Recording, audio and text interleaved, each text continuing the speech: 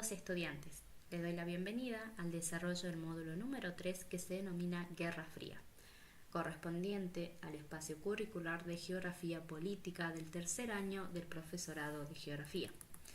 En este sentido, los principales objetivos son capacitar para el análisis de las principales estructuras y discursos sobre la geografía política, analizar y explicar las interrelaciones y configuraciones que se establecen entre las unidades territoriales y las acciones especialmente de carácter geopolítico y económico que se llevan a cabo en el espacio mundial, y ofrecer un conocimiento de las principales teorías geográfico-políticas formuladas para explicar la distribución espacial del poder político y sus consecuencias. Luego de la finalización de la Segunda Guerra Mundial, se produjo un fenómeno muy particular. Dos potencias, Estados Unidos y la Unión Soviética, comenzaron a luchar por la hegemonía mundial utilizando métodos pocos convencionales. Parafraseando al historiador Erich Hobsbawm, se convirtió al mundo en un escenario de potenciales batallas futuras, un hecho inédito hasta el momento, la denominada Guerra Fría. Estos cambios traspolaron también al campo de las relaciones internacionales, donde se provocó el paso de un mundo multipolar denominado por varias potencias a uno bipolar. De esta manera, quedó configurado un nuevo orden mundial, el cual quedó dividido en tres mundos. El primer mundo, representado por Estados Unidos, el segundo mundo por la Unión Soviética y el tercer mundo por todos aquellos que no integraban los dos anteriores, y que tanto la política como la economía tienen cierto grado de inestabilidad en relaciones con las grandes potencias. En este contexto, la confrontación ideológica, política y económica del tercer mundo se convirtió en un terreno de disputa.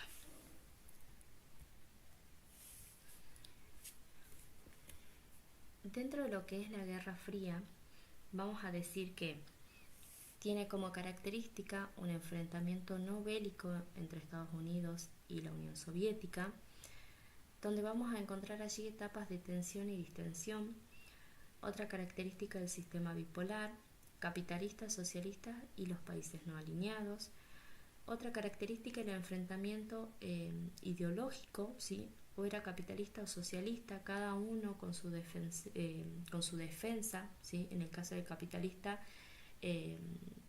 era defensor del mundo libre, ¿sí? En el socialista hablamos de la patria de los trabajadores. Y la última característica que nosotros vamos a nombrar es la coexistencia pacífica. A ver, allí entra esto que nosotros vamos a tratar de desarrollar en videos posteriores, que habla sobre el terror nuclear, ¿sí? Siguiendo con esto, en este contexto, como dijimos anteriormente, de confrontación ideológica, política y económica, el tercer mundo se convierte en ese terreno de disputa. La particularidad de la Guerra Fría consistió también en que fueron los territorios periféricos del tercer mundo en donde se desarrolló verdaderamente esta guerra.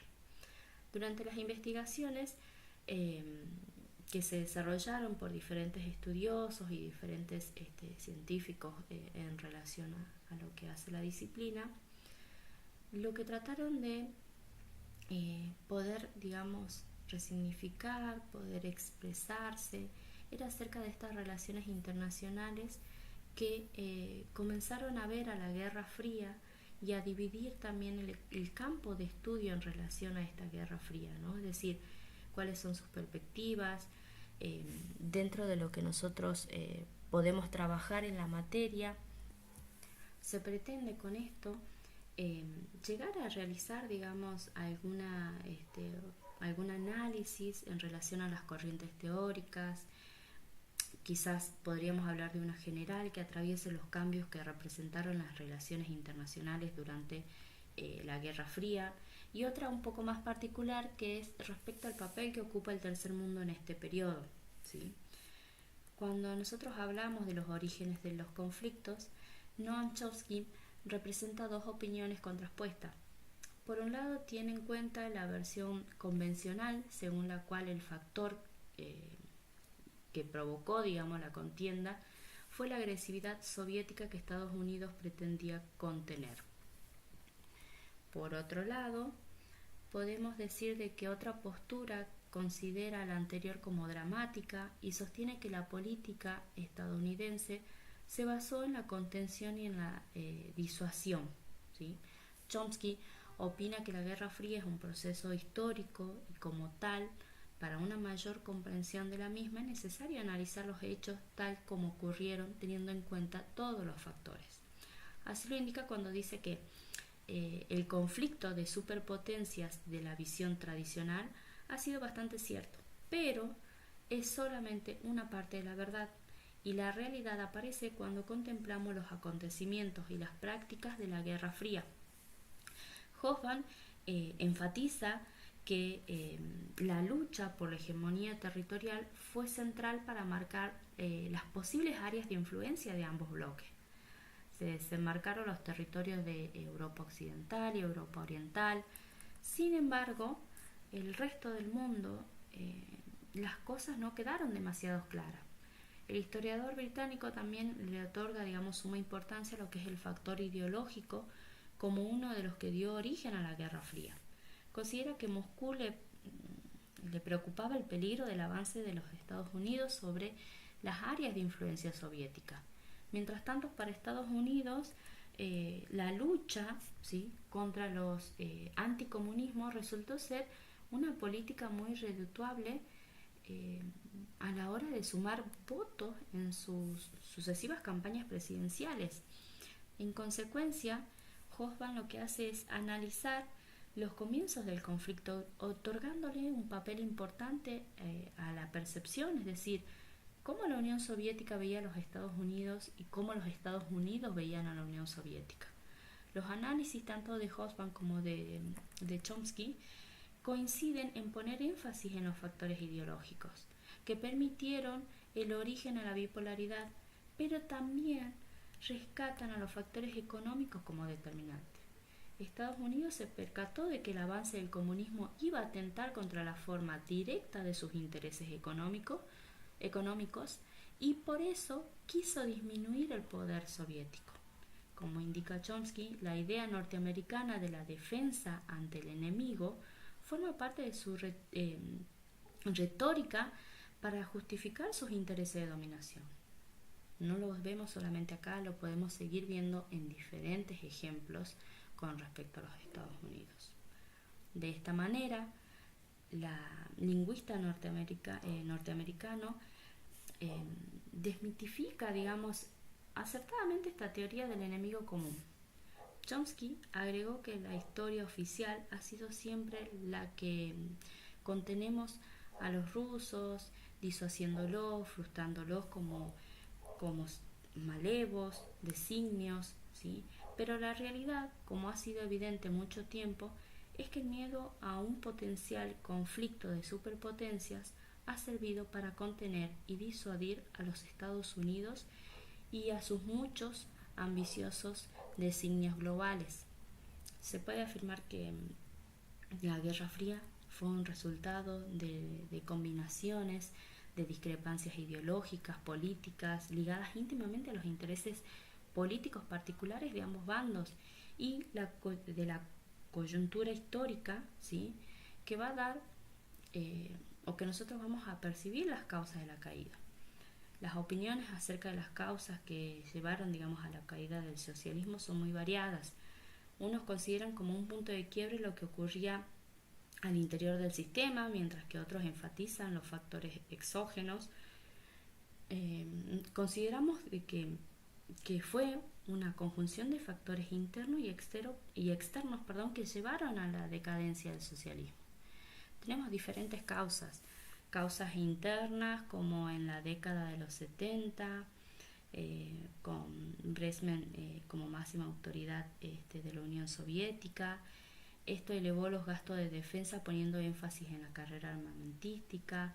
Esto dejó a la región al margen del desarrollo de otras tecnologías como el software, fundamentales para los tiempos futuros.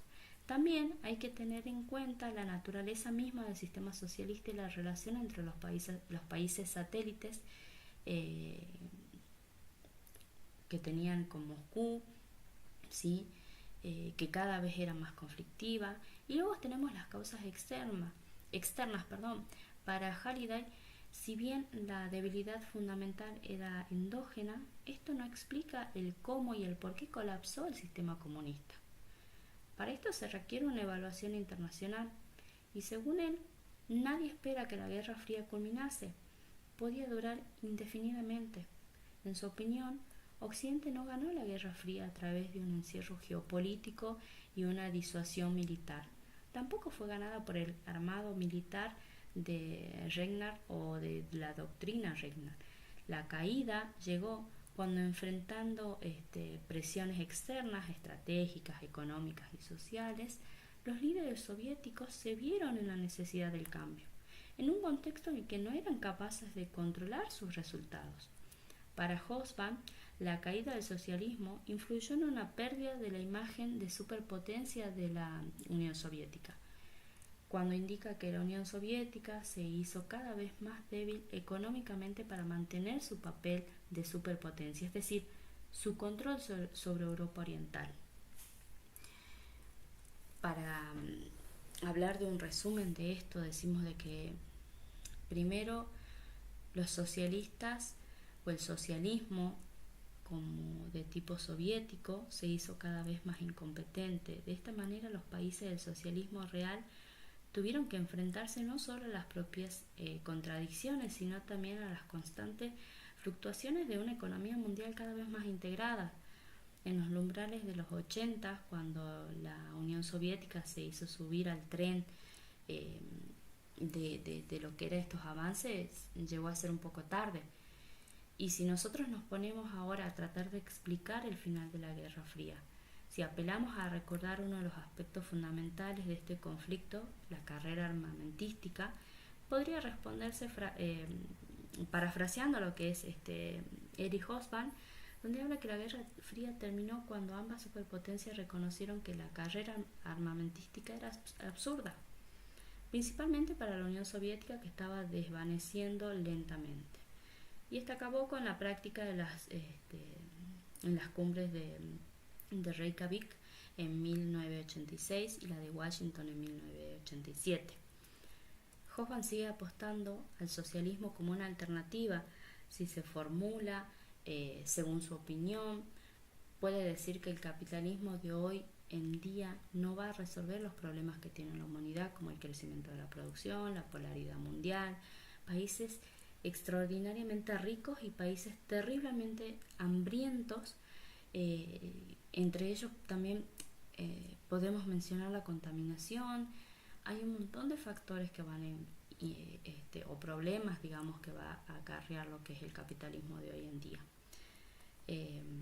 Las poblaciones del futuro necesitan no simplemente una sociedad mejor que la del paso, sino, como siempre han mantenido los socialistas, un tipo distinto de sociedad, una sociedad en la que la gente pueda vivir vidas dignas de los seres humanos, no solamente en comodidad, sino también en conjunto y con dignidad. Para ir cerrando con esto, dentro de los resultados obtenidos nos indican que hay coincidencias y divergencias, principalmente en el papel que unos u otros otorgaron al tercer mundo dentro de lo que es el escenario bipolar. Más allá de los resultados del conflicto, si hubo un ganador y un perdedor, como muchos han discutido, también es importante recordar que el mundo de hoy es el que nos llegó la Guerra Fría, un mundo plagado de desastres medioambientales, con millones de armas por todo el planeta, una gran polaridad en cuanto a las diferencias existentes entre el primer, segundo y tercer mundo. Y sin embargo, hoy en día ya podemos hablar de un cuarto mundo. Entonces, es reconocer cómo la caída del socialismo impuso también un montón de otras consecuencias dentro de lo que es esta alternativa realista, ¿no? Para muchos de los que forman parte de este tercer mundo. Y entre otras cosas, en definitiva, si nos ponemos a pensar, digamos, entre el capitalismo y el socialismo, ambos